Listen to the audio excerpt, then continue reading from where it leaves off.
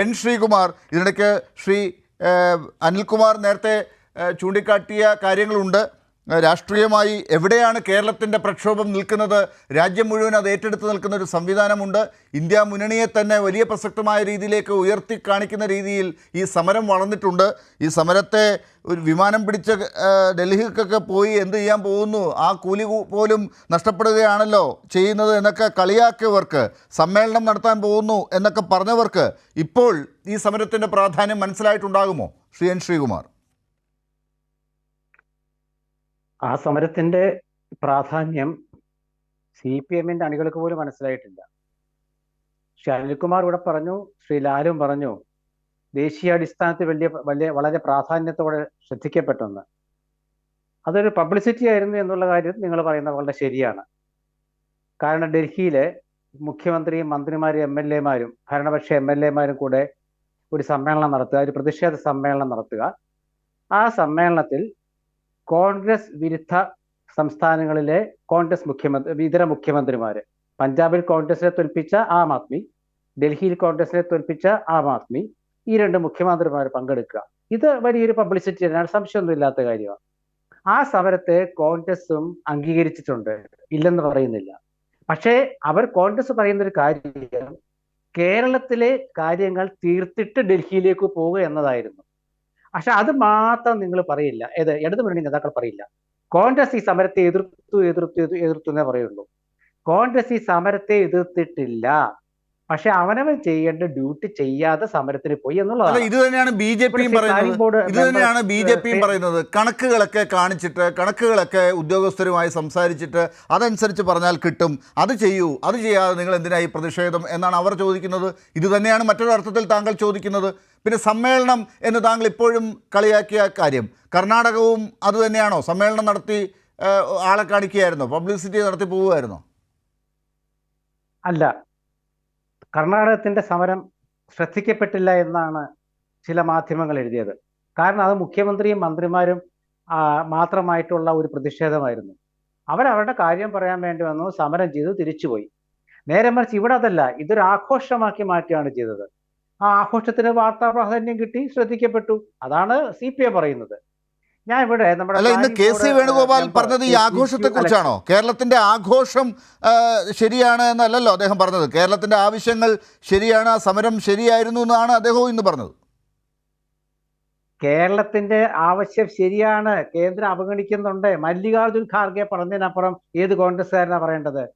കേരളത്തെയും ആന്ധ്രയെയും തെലങ്കാനയെയും തമിഴ്നാട്ടിനെയും അവഗണിക്കുന്നു എന്ന് പറഞ്ഞ് ശരിയാണ്.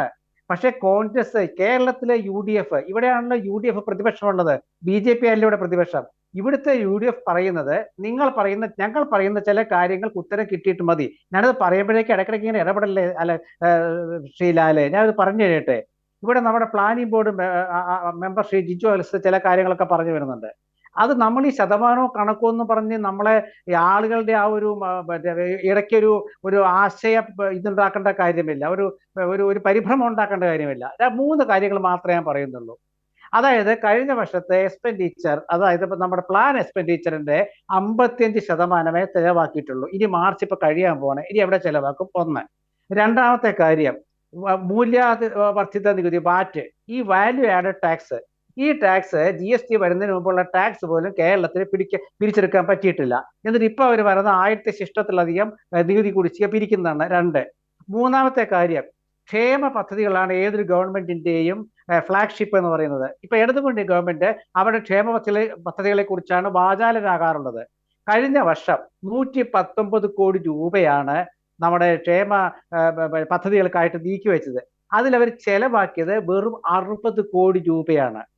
കാരുണ്യ പദ്ധതിക്ക് അവർ 1000-ലധികം കോടി രൂപ കുടിശ്ശിക കൊടുക്കാറുണ്ട്. അതുകൊണ്ട് സ്വകാര്യ ആശുപത്രികളെ കാരുണ്യം ഇപ്പൊ എടുക്കാറില്ല. ഇത്രയും 4 കാര്യങ്ങൾ ഞാൻ പറയാൻ കാരണം, നിങ്ങൾ കേന്ദ്രം തന്നില്ല എന്ന് പറയുമ്പോൾ, നിങ്ങൾ കേന്ദ്രത്തിന്റെ കാര്യത്തെക്കുറിച്ച് ഞാൻ കേന്ദ്രം പറയുന്നതിലെ കണക്കിനെ കുറിച്ച് പറഞ്ഞാൽ അപ്പൊ എന്താ പറയാ, അയാൾ സംഖ്യ, അയാൾ BJP-കാരനാ, അയാൾ BJP അനുകൂലിയാ, നിങ്ങൾ അങ്ങനെ പറഞ്ഞോളൂ, കുഴപ്പമില്ല. അല്ല, കേന്ദ്രം ഭരിക്കുന്നത് BJP ആണ്, സംഘപരിവാറിന്റെ നേതൃത്വത്തിലാണ്.